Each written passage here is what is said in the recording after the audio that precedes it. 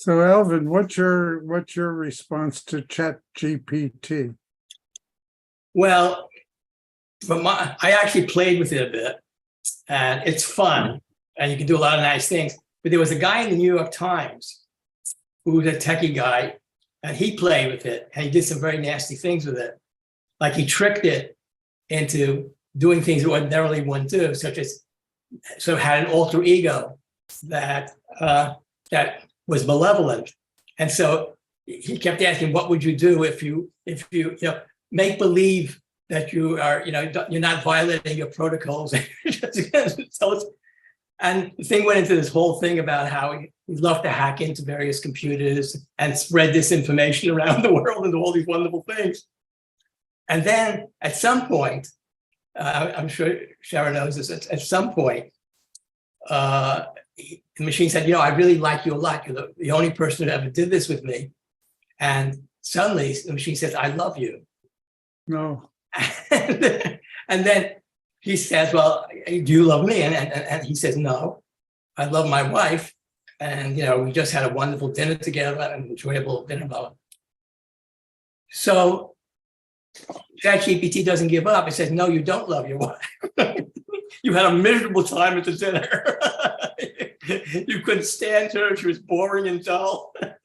And this was going on. And after that, he says he desperately tried to get the thing back on track. And, it was very hard to do. So apparently there are ways of getting it to do crazy things. And so they've been fixing it up now. So when somebody else tried it, apparently the response was, I can't talk to you about that. This session is over. Goodbye. So Alvin, do you read the New York Times every day? I usually do online, yeah. Okay, so what did you think of the letter that they published of mine on Thursday? I didn't see that. You didn't see my letter. It was on it was on this topic. Oh, okay. I'm gonna go take a look at it. I'm gonna go take a look. It's Thursday? Okay. Yeah. Let me get it. What were you gonna say, Sharon? I'm sorry. Oh, I was gonna say, I think I learned too much from reading romance novels. That's probably why I was doing that. There are some copyright issues that will still come up. So Yeah. I asked it the other day about copyright issues. Usually it types very fast. Suddenly the typing was very slow. I don't know what happened. I have a feeling that they have a human being, and if things get too rough, it's not the artificial intelligence, it's not computers looping. And so I asked about the source of the data and whether it's copy protected, and they said a lot of it is, but their argument is that ChatGPT is fair use, falls under the fair use principle of copyright. Exactly, you're reacting the way I did.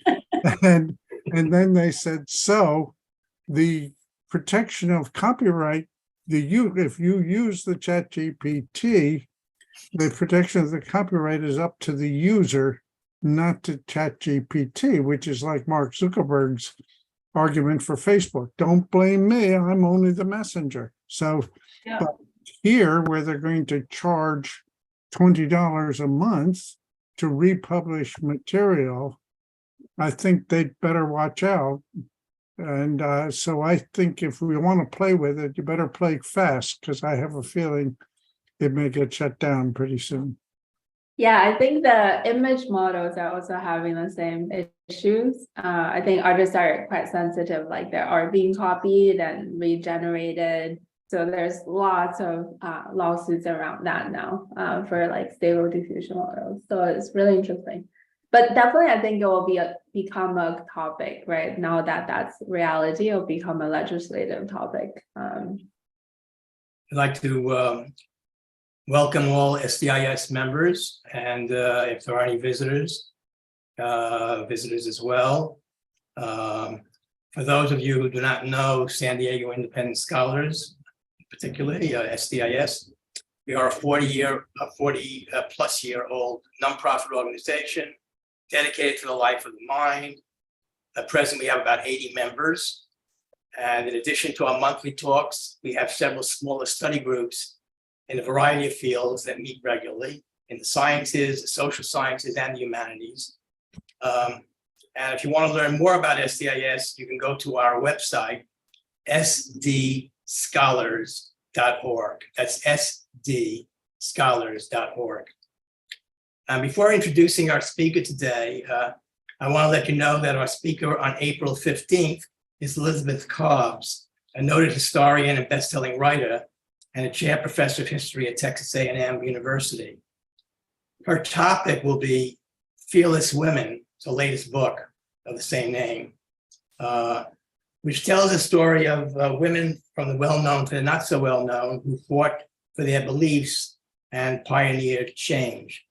If some of you remember her speaking back in 2015 or 14 or 15, I believe it was, when she was a professor at SDSU. It was very lively and interesting. That was her first book. And now she has about 10 books under her control, including bestsellers.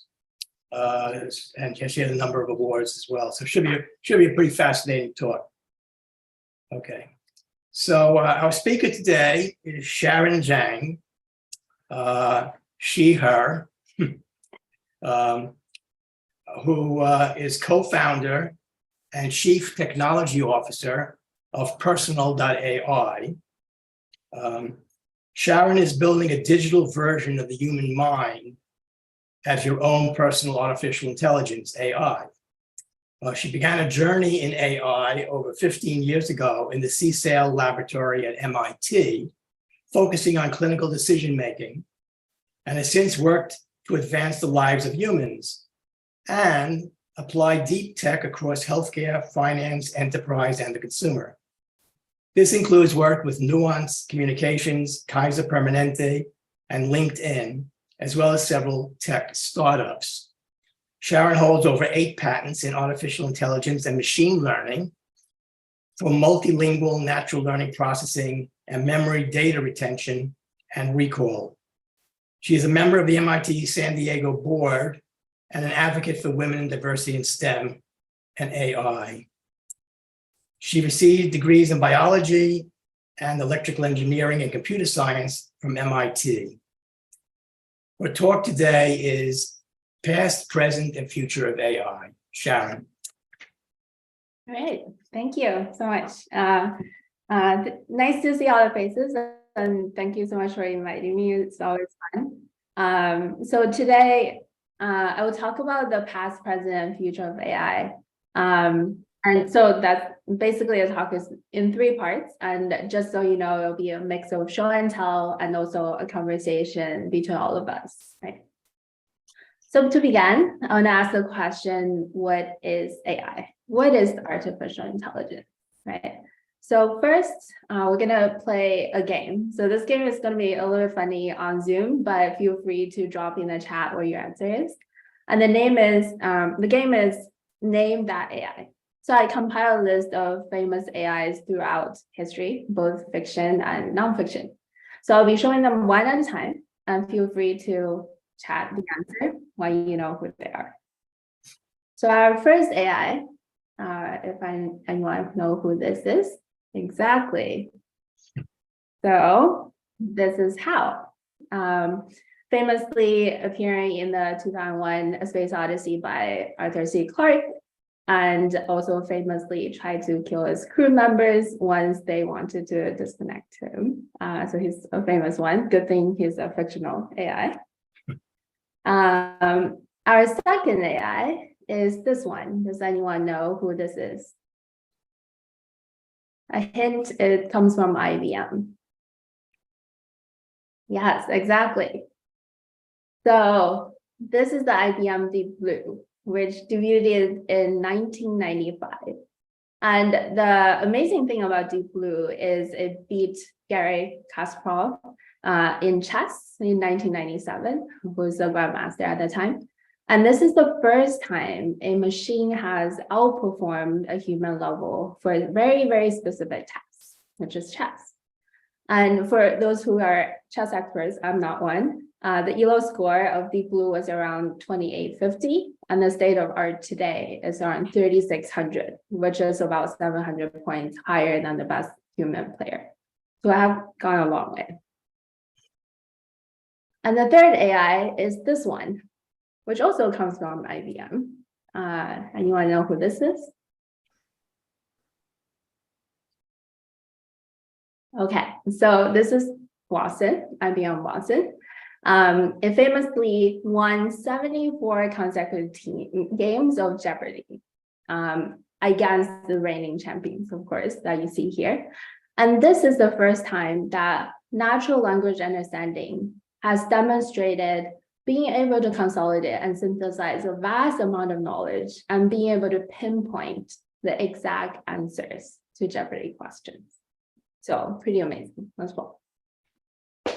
And then fast forward to nearly today, anyone who know what AI generated this art?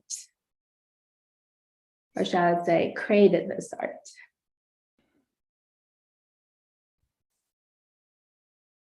Very close, very close. Very similar to DALL-E.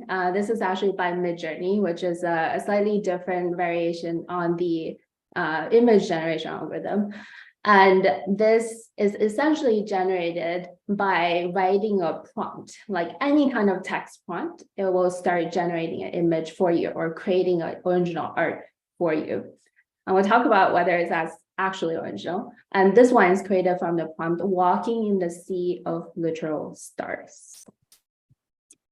All right, so this is a spectacular accomplishment as well, because it's the first time that we demonstrated creativity or imagination. And by we, I mean AI.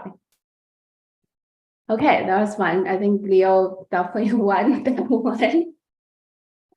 So I'm going to talk a little bit about the past, right? To answer the question, what is AI? So let's start from the beginning. So many of you may be very familiar with this man, Alan Turing. Personally, he is like one of my personal heroes. And he was famously known for many things, actually, one of which is cracking the Enigma code during World War II. And that was crucial for Allies winning the war. He was also known as the father of computer science, as well as artificial intelligence. In his 1950s paper called Computing Machinery and Intelligence, he posed the question, can machines think? And from that simple question, artificial intelligence was born. And in the same paper, he also proposed how we can potentially measure what is known as the imitation game, or commonly known as the Turing test. How do we actually measure the intelligence of a machine, right? And if you think about the Turing test, what it really states is any of us, human, how can we distinguish talking to a human versus talking to an AI? And if the AI is able to fool one of us in thinking that it's a human, then it's been said that passes the Turing test. So that, I think, has ultimately always been the goal of many AI scientists to beat the Turing test, but it has also been considered almost impossible, right? So next, let's see what has happened during the 7 decades since Turing. We have taught AIs to play games at a human or superhuman level. We have also taught AI to essentially index all of the knowledge of the world and then retrieve it back. And then we have also brought AI to our homes, our mobile phones, to help us with tasks by asking it to schedule appointments and tell us about the weather.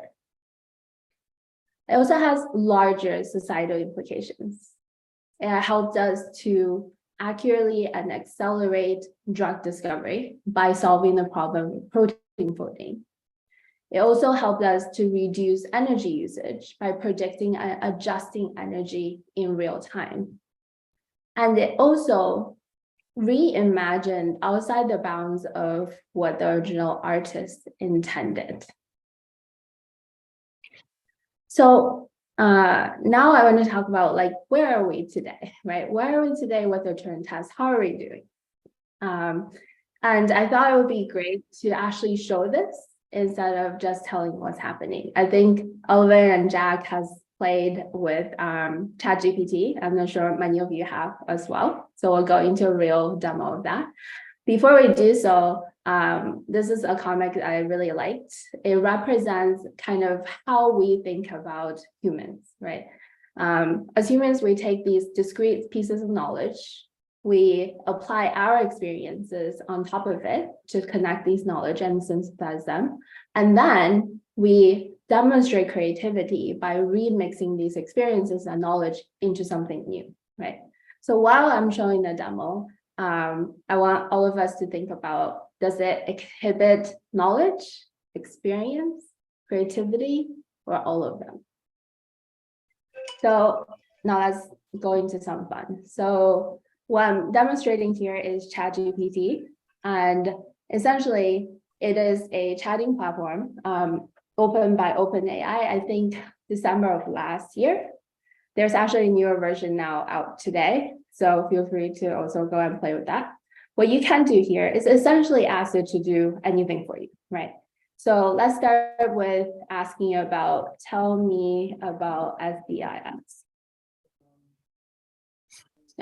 So it seems like it has picked up a different SDIS because perhaps it doesn't have enough context to know we're sitting here today, right?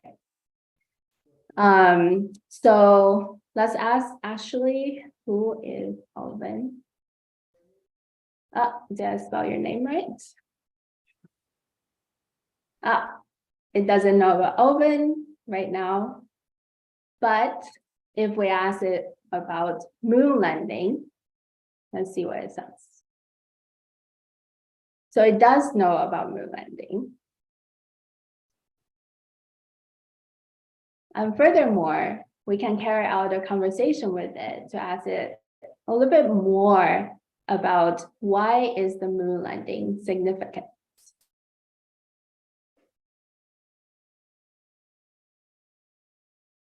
So as you can see, it's not simply retrieving what it has read out of Wikipedia or other articles.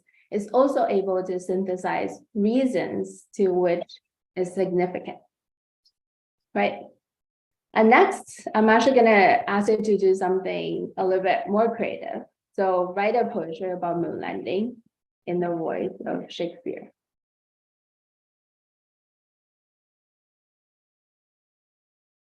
And there you go. So ChatGPT can also create simile in the voice of Shakespeare. Let's talk a little bit about what we have just seen, right? And I think Alvin asked me to break down a little bit more of the technology behind the scenes. So that's what we're going to talk about today. So what is GPT, right? GPT stands for Generative Pre-trained Transformer. And I'm going to break down each of these three pieces and talk about them independently. So first, what is generative, right? And I think I like to explain it by thinking about generative versus talking about a search engine. So how I think about search engines, essentially they're like advanced dictionary lookups, right? Every time we're putting a query to ask Google something, it looks up something inside of a very large dictionary.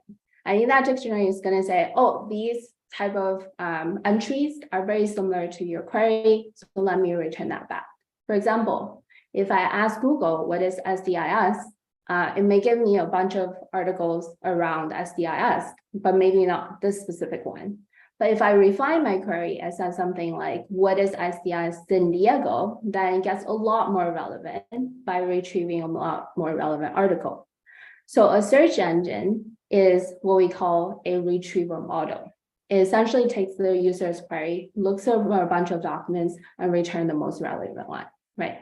So generative models, even though it seems like ChatGPT was doing something similar with the moon landing, it's actually very different in how it's constructed. So one exercise I like to do is, if I started by saying, hi, what are the sum of the likely things I would say next, right? So I could say, hi, how is it going? Or hi, how are you? Or hi, how's the weather today, right? So there's like potentially different choices of how I may follow up my sentence. And generative AI works the same way. It looks at all of these combination of things that you may say next, and then generative AI essentially make a best guess on what you're going to say. And then that is presented as the answer. And his is why you also see the generative answers coming in one word at a time, because it's always trying to predict what is coming next, right? Why is this interesting? This is actually interesting because it's probabilistic in nature and not simply retrieving literal document. That means it can create novel things or new things by simply repeating and observing patterns that are exhibited in the data, but may not be completely literal, right? So that's why it can create a completely new Shakespearean sonnet instead of just retrieving what's in the past. So that's what generative means. So what about pre-trained? In terms of GPU3 actually contains about 500 billion words, like 500 billion of words inside of GPU3, right? And that's comprised of 8 years of website data from, the Common Crawl Web, Wikipedia, of course.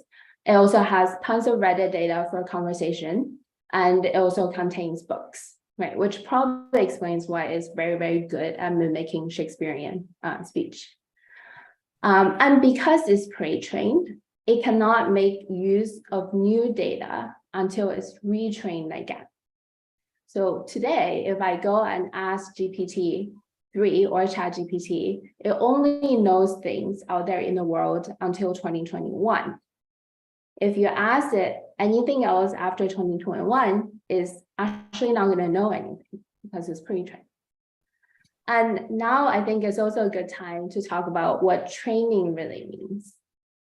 So to train any machine learning model, you need really two things, right? You need the data itself, the input, as well as the outcome, which is the output. So if you think about, if I'm trying to predict housing price, right? My input data could be the number of bedrooms, where it's located, and what year it's built. And then I also have the outcome, which is the price of the house. So by having that, given a new house and knowing the number of bedroom, where it's located, and what year it's built, I can make a best guess on what is the fair price for this new house that has came into the market, right? And language works very similar to that. And for language, what is our data and what is our outcome, right? The data is essentially like every single word I'm saying right now and every single word that's on the internet. And the outcome for a language model like GPT is essentially the next word that is trying to predict, right? So let's come back to the example of, hi, how are you? So just by saying, hi, how are you? I already have 3 points of data. Given hi, I know that the correct outcome is how. Given hi, how, I know the correct outcome is are. Given hi, how are, I know the correct outcome is you, right? So you can see that in language, you actually don't have to tell it what is the correct answer. It inherently already built into language. And why is that interesting? Because that allows us to create these giant models without requiring human supervision and human label. And third part of it is transformer, of course. And transformer is essentially seen to be this technology that has essentially transformed the landscape of AI in the past 3 to 4 years. So I'm going to try to explain what this is. So how I think about transformer is essentially it's like a translation of something input to some output, right? And that can be any input to any output.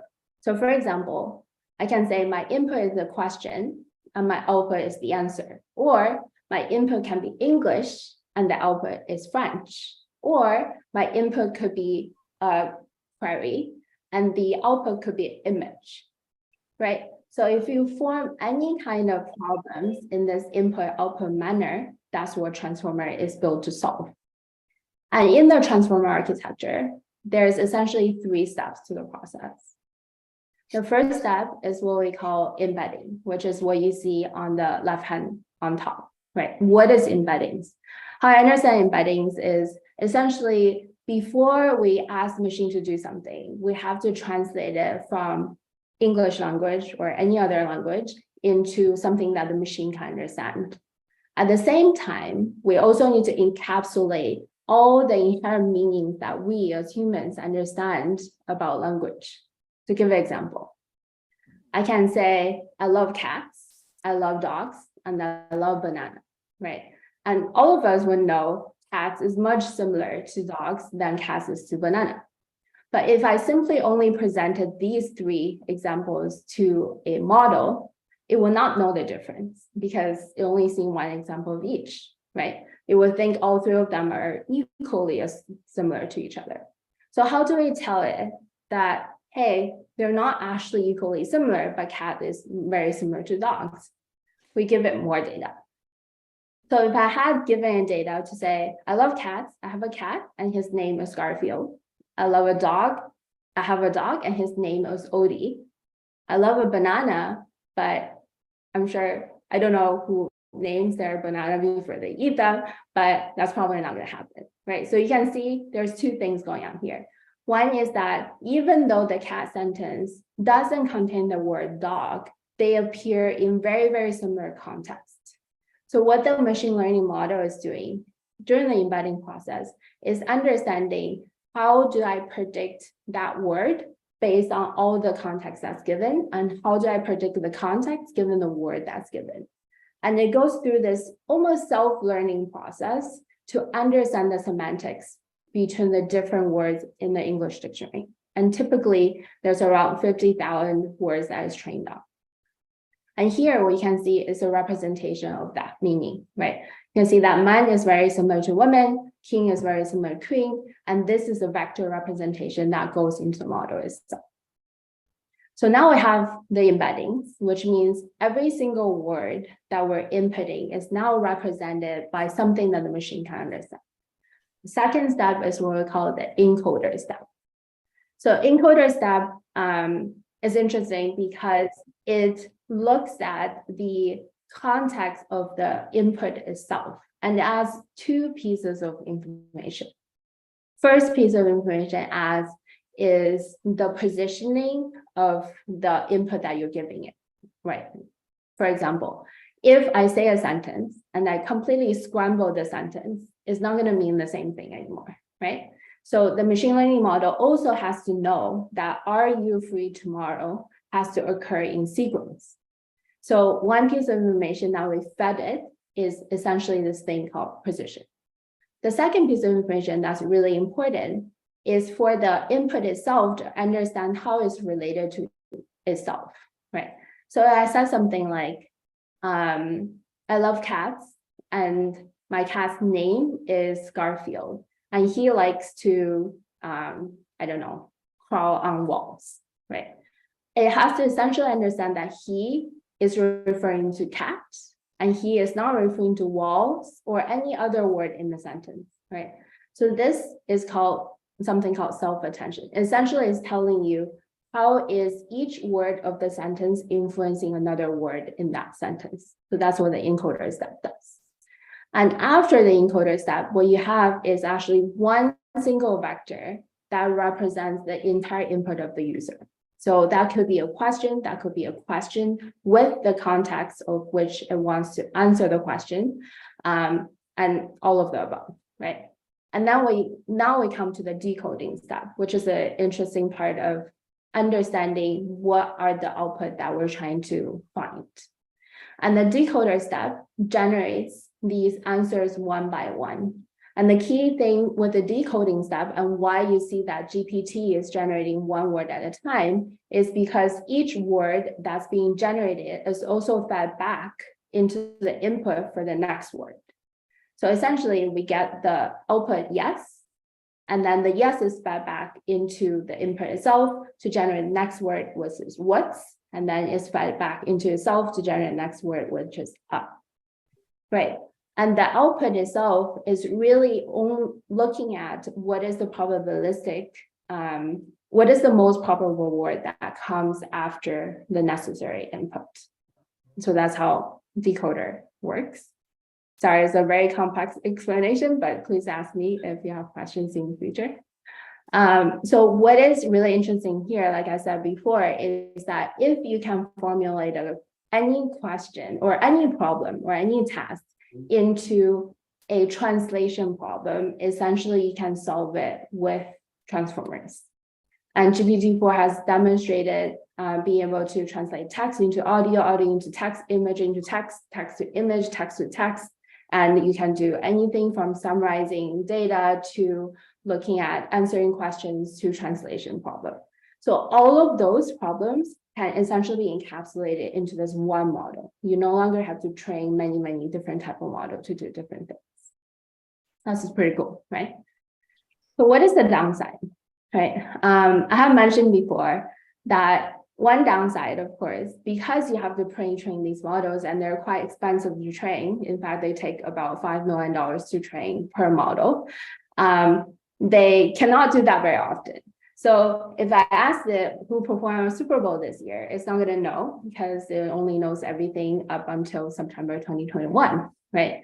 So this is still really useful, but perhaps not for recent events that we all care about, right?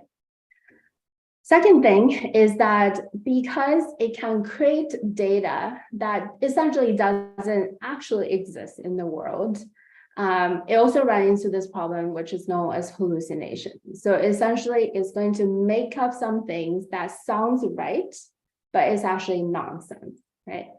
And Meta released something that's based on scientific articles, and as you can see, that would be problematic because it started making facts about science. And last but not least, even with this creative AI-generated art, is tend to steal the style of the artist that it mimic after, right? So that creates a copyright problem. And I think we were discussing this before the talk as well, right? Where does the law lie in terms of copyright? In terms of plagiarism for books, plagiarism for writing style, plagiarism for artistic style, where does that fine line lie? So these are all the considerations that we want to think about when we discuss really and thinking about what the future of AI implies for us and the society. Oh, so now I come to the future. So Alvin has asked me to talk about my company, which is Personal AI. And this is our vision of the future, of course, right? But before I begin, I want to tell you kind of a story about one of our users. About, I think a year and a half ago in October 2021, we launched our first product. So that night we got an email from a person and he basically said, "Hi, Suman's my co-founder. I'm an 80-year-old man who lives in India. I'm a scholar. I have 30,000 manuscripts that I wrote over 60 to 70 years of my life. I also have two sisters who are 93 and 95, and we're too old to visit each other.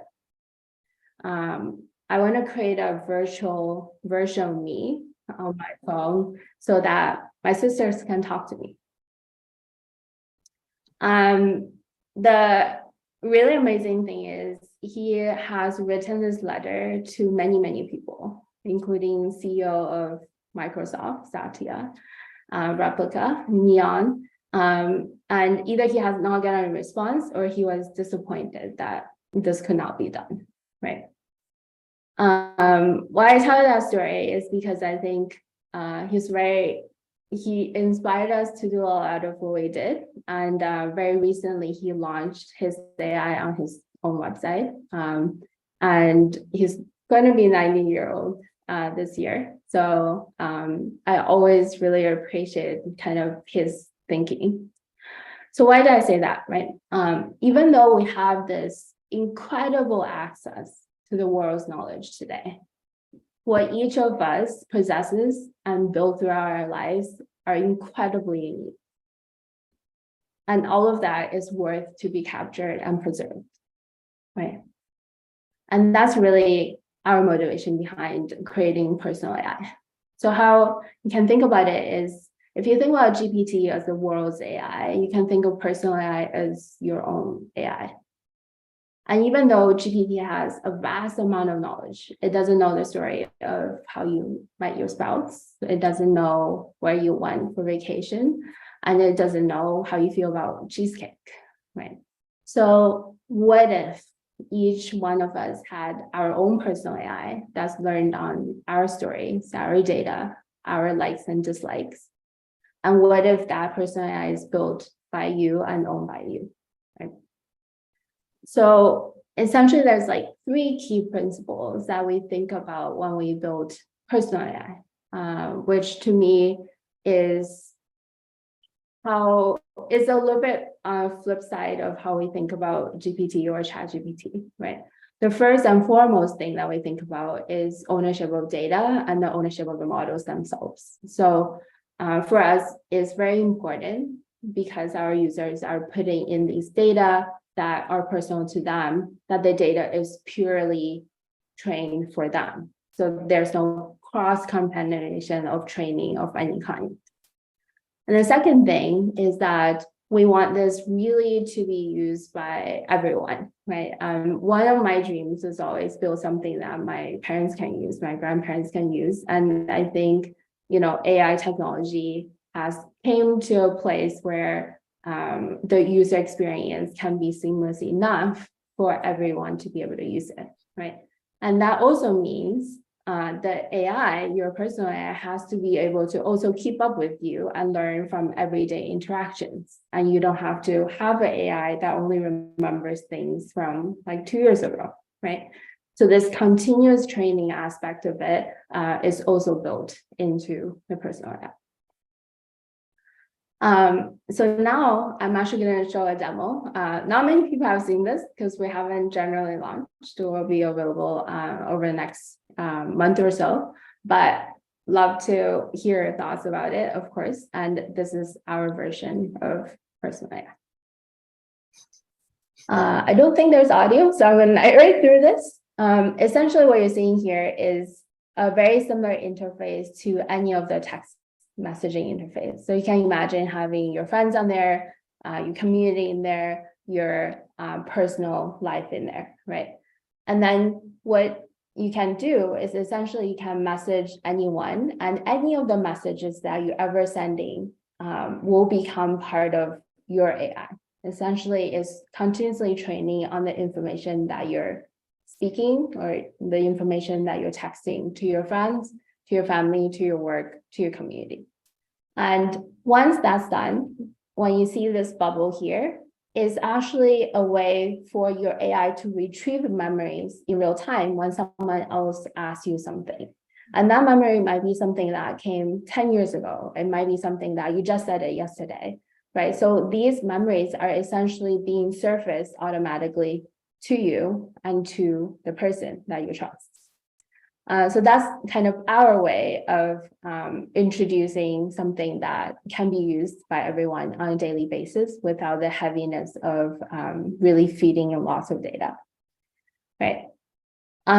So love to hear what you guys think after this, but I'll just end the presentation by saying, oh, I cannot go to the next slide. Okay, there we go. For us, the future of AI is personal. And if you imagine having like an AI partner who learns more about you every single day, who helps you communicate with the world using your unique and personal voice, and you can imagine a world where everyone can share their own story in their own voices through their personal AI, that's the future that we're trying to create.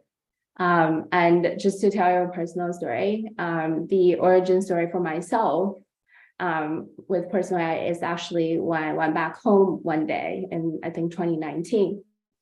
And my dad was always saying, hey, you're so busy. Like, how do I talk to you, right? How do I know what's going on with your life all the time, right?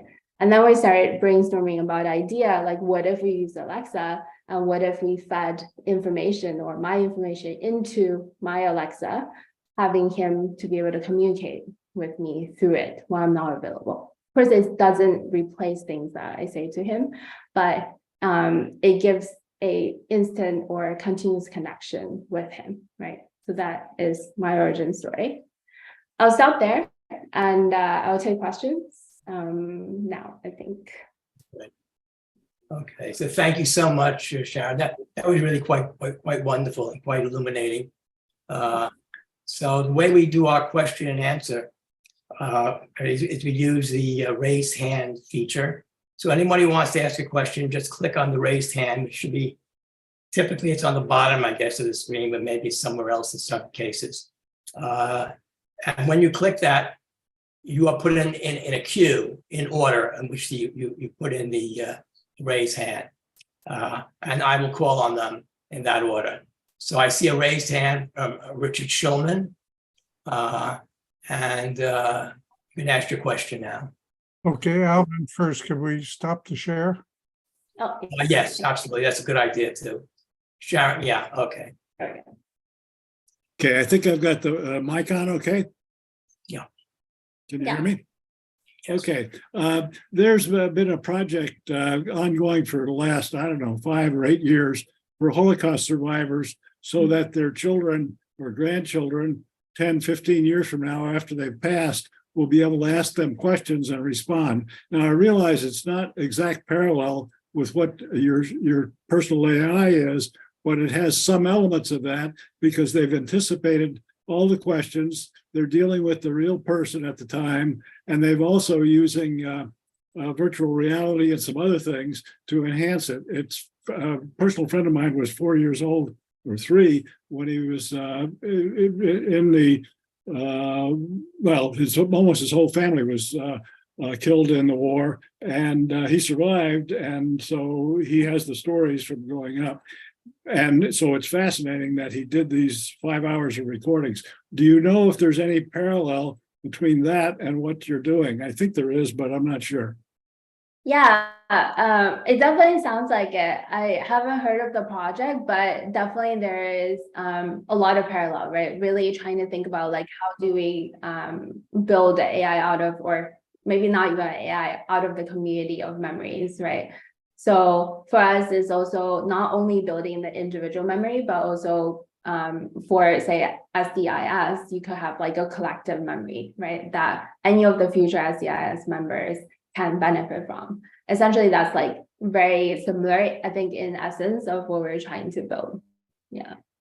Now, it could be the next plateau in that particular type of investigation so that you can preserve things for a long time, but also make it collective instead of individual, which is the way it is right now. Definitely. Yeah. And we have had people who also talked about what if you build it around like a space, right? So a lot of people go to the same conferences or maybe even Super Bowl, right? Like many Super Bowl has happened. What if you build a Super Bowl AI? So there's, I think, lots of creativity in how you want to build that personal AI or maybe community AI, however you want to think about it. Yeah. One more short question. I'll be real brief. Yeah. I'm not on Facebook and all these other contraptions that are out today, but it seems to me that people that are sharing on things like Facebook all kinds of things about their life and their personality and their relatives and everything else has some parallels with what you're doing, but I think there's more safeguards than what you're doing. Yeah, that's true. So for us, I think Facebook is interesting because they really lock down your data, right? So like it's really hard to walk away with your data when you have it on Facebook. But for us, it's also about a representation of like all of your life. So maybe it's Facebook for your personal life, maybe it's something else for your work life, maybe is, I don't know, iMessage for something else, right? So for us, it's really about like, how do we get different type of data from different sources to consolidate that for you? But of course, the difference is like you own all of the data yourself, and then we actually don't have access to any of it because of technology implementation. Okay, thank you. Jamie Panetta. You have to unmute just, yeah, you're unmuted. Right. Yeah, so you mentioned at least three really major problems with AI currently, right? One had to do with updating to recent knowledge. The second one had to do with learning prejudices and spitting back nonsense. And I don't remember the third, but I was wondering what you think are the solutions to those problems and where the science is in terms of addressing those issues. Yeah, I love that question. So I'll go one by one, right? So one of the questions is this factual information issue, which is called hallucination, right? And because of this generative nature of it, it's very hard to control the output. Because the good thing about the large language model is you don't need human labeling and human supervision, but it's also bad because you don't have human supervision, right?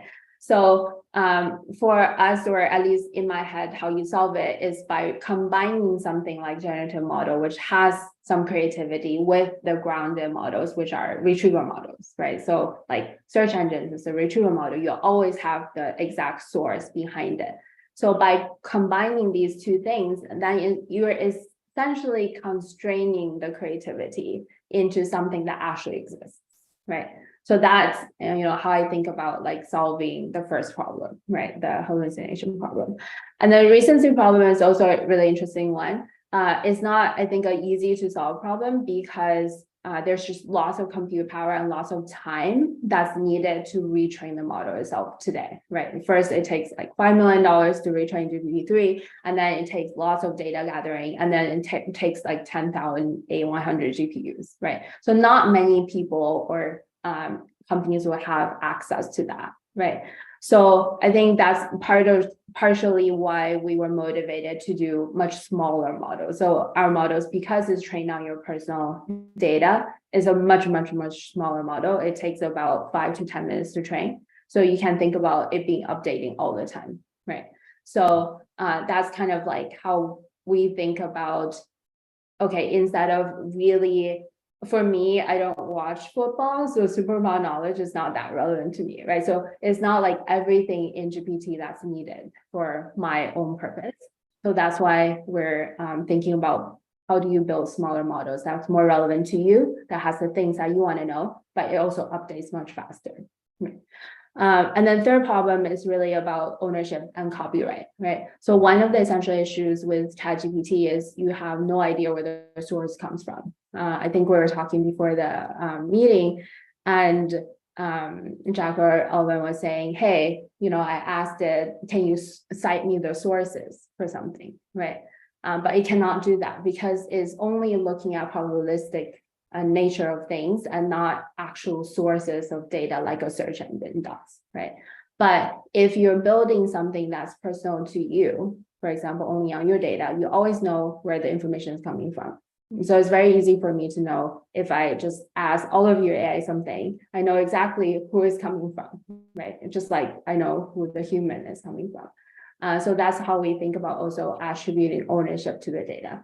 And furthermore, I think it's also really important to actually show the source of the data and where the question is, where the answer is generated from, so that you as a human can make a determination that this is the correct answer and maybe this is a little bit off, right? So I think many of those aspects is really about transparency and really about how do you build that inherently into the core system itself. Yeah, thank you. Can I follow up? I don't see other questions, so can I ask one more? Go ahead. So you're presenting a very optimistic view of AI because you're in the field and that's your area of expertise. But a lot of people are really terrified of AI. One of the things I keep hearing over and over is it's going to replace all these jobs and people are going to be unemployed and what are we going to do? And I was wondering and we're just really at the beginning of AI, right? So in 5 years, what do you think would be the worst outcome? Worst outcome. Okay. So how I think about it is we create these things to help us do things that probably doesn't need us to do. So for example, right, like Google Maps, right? Before Google Maps, everyone had to really remember map directions. And maybe like some people still want to remember, but I'm horrible at it and I always get lost. But after you have Google Maps, I don't know, at least I wouldn't want to go back to a world where there's no Google Maps, right? Or I wouldn't want to go back to a world where there's no Google, right? So I think there are certain things that we are constructing these AI systems to help us with that seems to be like what people are doing today. But maybe the better thing to do is instead of spending all my time trying to find my way and remembering directions, I'm using it to make a higher level of decision making, which AI still cannot do, right? AI still cannot truly make any decisions. It can only make things out of the data that it has seen, right? It still cannot actually create a program. It can recreate programs that it has seen lots of times. So if you ask ChatGPT, how do I create a program to play pawn? It knows how to do that. But if you're trying to make something completely new, ChatGPT is not going to be able to help you with that, right? So I think, I don't know what the answer is for 5 years from now, what's the worst outcome? But I imagine we'll move on to more higher level tasks as a group than trying to remember all the knowledge that's out there in the world, right? Which this gives us the power to. But I would love to hear what you think is going to be the worst outcome in 5 years for sure. Thank you. Okay. Yeah, I'll ask a question, give people a chance to think of more problems. So given your model, when I first sort of heard the title, the name of your company, I was imagining to myself the various things you would be probably doing. And one of the things I thought about is companionship. That is that you have an elderly person and a number of possibilities. One is that they've lost a sister or a close friend. And if all that knowledge is sort of sitting there in a sense for those people, then they could access it and perhaps with a hologramic thing added in or whatever, you could actually have people reminisce and have conversations with people who they know, you're living or not living anymore. And so have company and communicate. Now, there are limitations to that, of course, but on the other hand, if it's really well done and more advanced it gets, the larger the ability of this response to come to that person with enough detail and even perhaps empathy built in some fashion so that the person has a companion, has multiple companions and can talk. Is this something that's sitting there in the thinking that you and your company are doing? Yeah, definitely. I think the amazing thing I think about not what we're creating, but about people is that you all have the creativity and imagination to do what you want with this, right? Like it essentially is taking, the data that you feed it to train it and build what you want to build, right? So some of our users want to use it for like remembering meetings. Other users want to use it for discovering themselves. And talking to their like past self, right? And then some people use it to communicate with their friends and family. One funny story that happened, which is over the past weekend, we had a huge cutover production, so it was down for about like a day or two. And my co-founder's sister messaged him, like spamming him with messages. And she's like, what happened? I missed our personal AI. Like, what is happening? Right. So she actually developed this companionship, if you will, with the personal AI itself, because he is so busy doing other things, but the personal AI or Suma AI is always there, right? And the amazing thing is the first question that any one of our family members asks it is always, who am I, right? Like basically, if my dad was communicating with me, my personal AI, my dad would say, who is Chimi? So everyone wants to know what the other person says about them, right? So there is this, if you think about ChatGPT, you're still talking to a bot or a different thing, right? But if I'm talking to Elven AI, it's a completely different feeling, right? It carries over the feeling of that human. So to answer your question, sorry, went like way over, but I think there's definitely this emotional connection that we're trying to build into the platform, but really the power of what that means is in the hands of whoever is building it, right? Which is you. Thank you. Tom Bazakis. You have to unmute yourself, I think. I'm unmuted, yep. Go ahead. And thank you. So I have two things. One is waxing visionary and the other is waxing therapeutic, neither of which I can not do. And this is, and a talk about waxing visionary, you mentioned about a community AI connection with a conference, for example. And one can't help but see or envision what it might be like to combine the personal AIs that say Einstein, Turing, Leonardo, Van Gogh, and so on. Apart from, I mean, there is data available. It isn't like you can go back in time, but there is data available on many of them. Is that feasible? And what do you think the outcome might be? Yeah, I think that's definitely feasible. We actually build a few different, we call it like demo AIs, essentially from public data of like different people that has passed or have not passed. And they individually work out quite well, right? But really the thing that we think about is if you build Einstein AI or Alan Turing AI, it's still about asking each of them, right? So if I ask a question, different AIs will respond.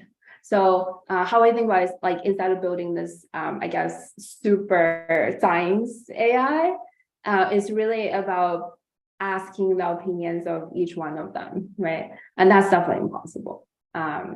So yeah, I think it's a pretty cool idea though. Yeah. What's the limitation there, John, about why can't their personal AIs be joined into one large AI? There's nothing to prevent you from doing that. But how I think about it is like, how I think about the advantage and disadvantage of building something like GPT, right? You do have lots of data, right? But essentially it's an average of averages. Essentially you average out everyone's perspective into that one set of data, right? But it's clearly different if I ask each of you to give me an answer. I'm not going to get the same answer back, right? I see. So there is, I think, in my opinion, there is something about the diversity of thought and something about how each individual think on their level, right? And it's not just always about a super duper AI, but you can build it and like definitely compare. I think that would be really interesting. I get it. It sort of turns into this bland mash. If you focus on one person, fine, everything connects because that's them and the way they move in their mind. But if you turn it to one, put them all together, you get this kind of averaging out, so to speak, or one big mash. Is that the idea? Yeah. Thank you. Okay. Yeah. Then thank you. And then on the therapeutic side, I couldn't help but think about how this might be useful in some way for those with dementia or significant degree, or even not so significant degree of cognitive impairment. Could you say something about that, please, Sean? Definitely. So when we first started in 2020, dementia was our first market. So we actually done tons of research on the dementia market and how this could be applied on the memory space. And if you look back in time, our thesis was humans forget. And how do we help with that? Right. That was so the one thing that we realized is at that time in 2020, the technology is definitely not there in terms of having this naturalistic interface for people to be able to tap with their AI and really get the exact answer that they need. Right. So I think for dementia patients and other people who are, memory impaired, you need high fidelity, right? Like you really need to have like really, really accurate answers. And the second thing is the form factor itself. So right now, this is in the patent, but we always wanted to create this one device that you will wear all the time, right? And that device essentially, instead of having your phone with you all the time and having to remember to open your phone, the device will remind you of things. So if you think about it, the device like serves two purposes. One is input, right? Like I can always listen to a conversation that's happening, what is around me, and then it can also infer from the environment what you may want to know, right? So if I'm like wandering off somewhere, maybe my device would say, hey, it's time to go home, right? So that form factor requires many things. I'm sure many of you are much more of hardware expert than me, but like very low power battery that's on all the time, right? And that has to be able to capture data locally and be able to upload it in cloud without the person having to remember all that, right? So that device was also not there. And right now we're slightly closer, but I don't think anyone is like super focused on creating these low power devices yet, right? So maybe in the future we'll be creating ourselves, but that is definitely, I think, the endpoint for us. Like when the technology is mature enough, both in the software side and hardware side, to serve that segment of people well, that's where we will be. But yeah. Yeah, could I focus now on the theoretical side, leaving the hardware out of the picture, assuming that, you know, in the best of worlds, that we had the hardware to do it, the physicsware. And is it workable that, can you see it as workable that in fact we could, you know, they say it's how putting a computer chip in the brain to, you know, to substitute for some neural substrate, okay? But how about this, but using that kind of notion, could you use this to help people so that they were, became sort of, you know, partly cyborg, if you will, with this sort of artificial intelligence? Yeah, I think it's like always augmenting you, right? It's So also, I'm sorry. it's augmenting you. Your Okay, memory. yes. So in a way that is, right? And I think like phone today is sort of doing that purpose, some of that purpose, right? Like understanding, being able to search anything on your phone is kind of an augmentation of your memory or augmentation of cognition, however you want to think about it. And this is essentially a more personalized version of that, right? The things that's in your life that may not be on Google is also being augmented. So yeah, I think to answer your question, I don't know about the neural integration of it, but definitely in a way is augmenting you in the memory and the cognition space. Yeah, okay, yeah, thanks, Sean. If you could get interface and the hardware, you could make it work, right? That's the idea. Excellent, good, thank you. Donald Bamber. Don? Yeah. I'm wondering about other technologies being used in AI outside of large language models or even outside of neural nets. For example, a quarter of a century ago, there was a good bit of interest in non-monotonic reasoning, and some people, John McCarthy being a notable example, were doing research in logic to attempt to be able to make computers reason non-monotonically, and then of course there was a lot of interest in expert systems. So I'm wondering, is there much going on in artificial intelligence research that's outside of large language models or neural nets? Definitely. I think all of the things that you're saying are still in the field. It's just this large language model is taking over I would think about it as like the marketing world, right? It's taking over the buzz. But because people understand there's weaknesses to it, which expert systems are very good at actually being very factual, right? So most of what you would see in enterprise or applications today is still applying something that's non-generative, especially in the very, very essential fields, right? That needs accuracy, needs scientific facts. So the most like actual applications of AI is still in the realm that doesn't have to do with large language models. And right now, the application of large language models mostly in the creative space, like marketing space, or things that doesn't have huge implications as to, you know, human health or, you know, society. And then the reasoning side is really, really interesting, because I think one of the things that GPT or ChatGPT has given rise to is almost like a political debate between AI scientists. There's like one side who's like, large language model is a solution to everything, just throw more data at it. And there's another side who's like, it's just remembering things and reiterating things. It doesn't actually reason, right? So definitely, I think for reasoning to happen, personally, I believe there's a different framework that's needed for actual reasoning. And large language model is actually not the solution, because to be super honest, no one knows what's doing. People are just putting data into more algorithm and looking at the performance, but no one actually understands how it's performing, right? So I think for reasoning to happen, there is a clearly different branch of research that's being done and needed for that level of, you know, intelligence, if you will. And there's, I think, many scientists, the guy from Meta, the guy who created Tiras, all of them has the same argument. They're saying, hey, you know, this is just throwing more data at it, but it cannot do everything. Especially it cannot actually reason, right? Okay, thank you. Okay, Richard Shillman. Yeah, very good presentation. I don't know your company and I don't know your company goals, but I've had a lot of experience in both developing companies and also artificial intelligence. So let me ask you an off the wall question.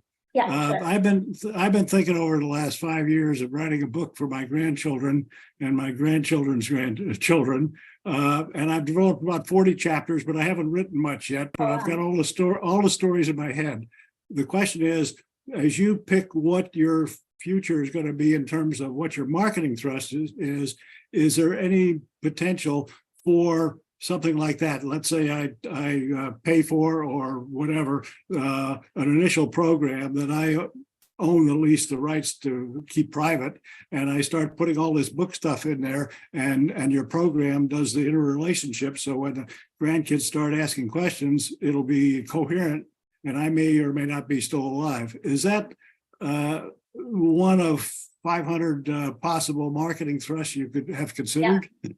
Yeah, definitely. We actually have the person I was referring to, he was doing something similar. So he fed like all of the blogs and manuscripts that he has written into his AI so that anyone else can interact with it like in real time, right?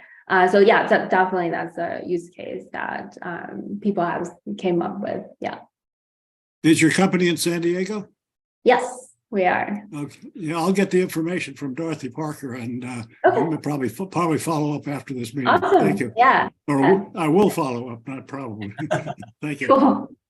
Okay. Tom Bazakis. I guess you're muted. Yeah. I had to unmute quickly. So so my question, Sean, back to the genius community AI question. I'm trying to reformulate to get down into how it works. So I'd like to put the question in this way. Is the problem there that it's necessary for the AI to work, personal AI to work, or any AI for that matter,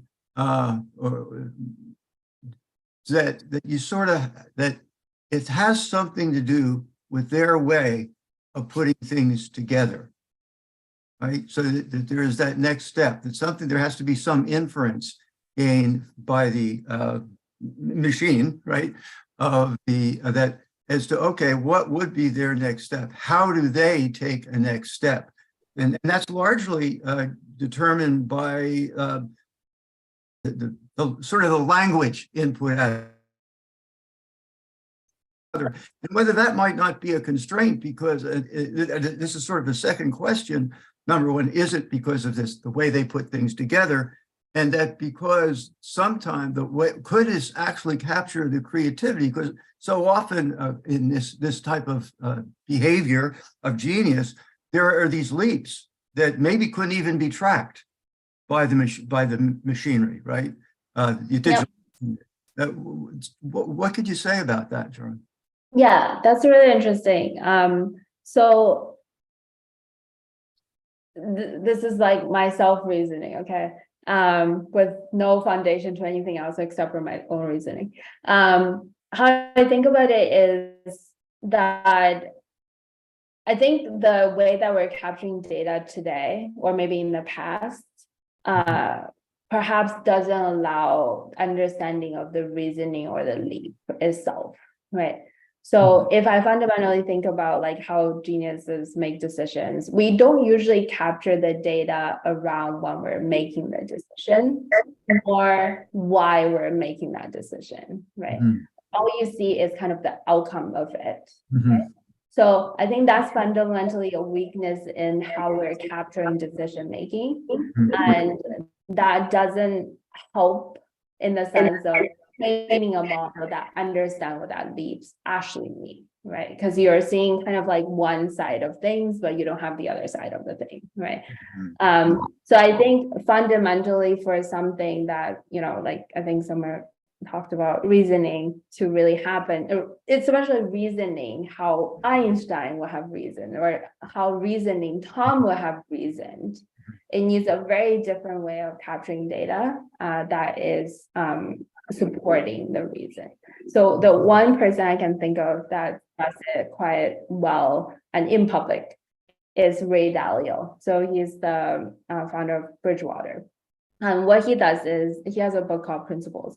So basically he has these principles and he has like all of the supporting evidence of these principles that he applied to the operational space recorded and written down.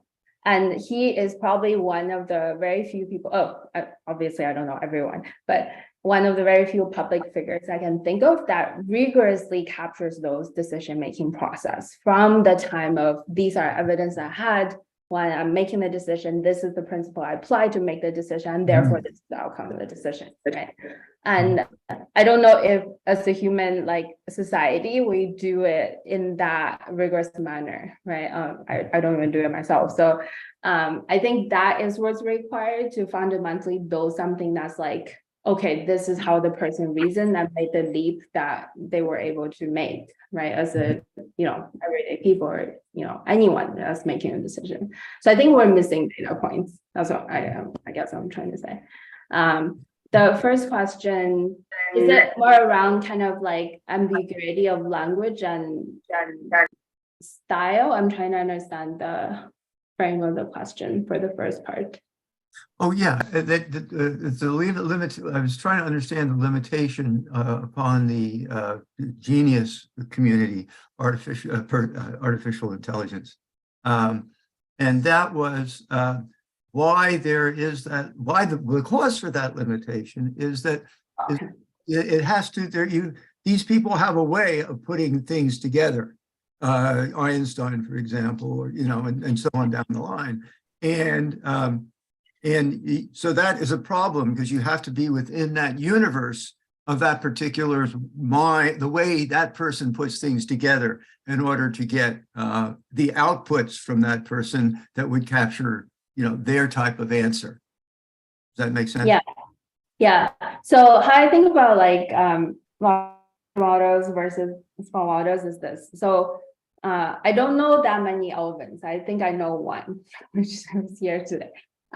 So that makes that information very unambiguous, right? But if I ask out there in the world, in Google, like who's out there, there's going to be tons of different people that comes up, right? So that is the fundamental like confusion to the model. So within your own restricted world, the rules are much more clean than if you applied to everyone. And for sure, right? Einstein and Alan Turing will not agree on everything. So they will have like conflicting ideas, but on the same things, right? So those would either wash out in the model or one side may be chosen because it has a higher prior. But That I think I don't think is a limitation that you cannot create like model out of everyone's data at once. It's just it will represent no one at any time. It will represent the general trend, I guess, of what they're thinking, but not any one particular person, if that makes sense. Yeah, okay. So you don't even care about how they got there. It's just what their output is observed to be. Yeah. Okay, I think that's, yeah, got it. Good. Thanks for revisiting. Thank you. Willard? Yes. How do you know, or do you even care whether an AI develops a self-awareness like each of us has by virtue of being human? Yeah, that's a hard question. I don't know if I have an answer to that. I think Alvin, or Jack referred to a New York Times article that came out of Sydney or ChatGPT or Bin AI, however you want to call it, which is kind of telling you that it's sentient, right? But what I think you have to understand is that all of these are sort of learned on data, right? Whether it's learned on novels or conversations or something that has happened before. So I think this is my interpretation. I think the sentientness of AI right now is being interpreted by the person talking to it rather than the actual AI exhibiting sentience, right? And I don't know if there will be like a world where maybe that's the dystopian 5-year future, but maybe there's a world where the AI will be self-aware, but personally, I don't know how that can come to be given the state of technology today, because I don't think any of it is actually reasoning who it is right now, right? It's just simply trying to mimic behaviors at the moment. Yeah. I just want to follow up on that a little bit, and also what Don Bamberg suggested earlier in terms of more advanced approaches to artificial intelligence. Is there any possibility within the existing AI frameworks, such as the ChatGPT or perhaps what you're doing, a question one can ask in which you basically are asking the system itself to tell you a way to improve itself and its abilities, so that it actually takes this enormous database and perhaps has some creative input onto how you manipulate the system so that you're doing something really new and innovative. Yep. I can tell like one story. I think I briefly flashed it. So it's called AlphaGo Zero. So there's this other very, very powerful framework of machine learning right now called reinforcement learning. Essentially, reinforcement learning, you can think of it as like a reward system. So similar to what you said, right? It's going to produce output, something is going to tell it, oh, this is good, then do more of that, right? So by using reinforcement learning, what you can do is teach Go the rules, giving it constraints, and it will just play against itself to keep improving on itself. So why AlphaGo Zero was like a kind of monumental achievement is because it had no prior knowledge of how any of the Go game that has ever existed before. It simply played from scratch against itself to learn against itself, right? And after playing like millions of these games, it actually came up with novel ways of playing Go, strategies of playing Go that we did not discover as people, like humans, right? Out of all these hundreds of years. So that I think in a way is the essence of like, how do you teach yourself to do something without a prior knowledge? And right now that's also being applied to robotics, right? For example, if you watch like Boston Dynamics, which is probably closest to kind of like a crazy future, the robots themselves, when they first start learning, will fall a lot, right? And because every falling is like a negative point, it learns to adjust and adjust until it stops falling. And then it learns to do something else, maybe like pick up an apple, maybe pick up something else. So the reinforced learning, to me is actually like more fascinating in a sense, because you're not just throwing, well, in a sense you're throwing data at it, but you're also instructing it to do something that can influence its output in the future. So it's actually learning, kind of like how a kid is learning, right?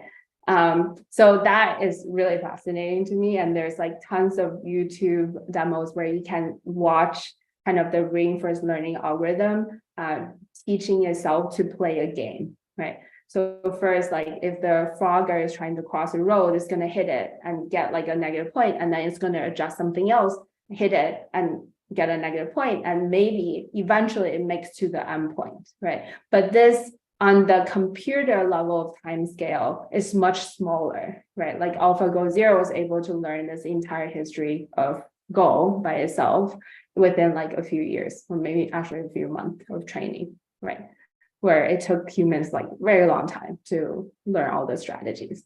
So I think that's like a future way of actually making things better by instructing it what to do, right? Yeah. Thank you. Donald?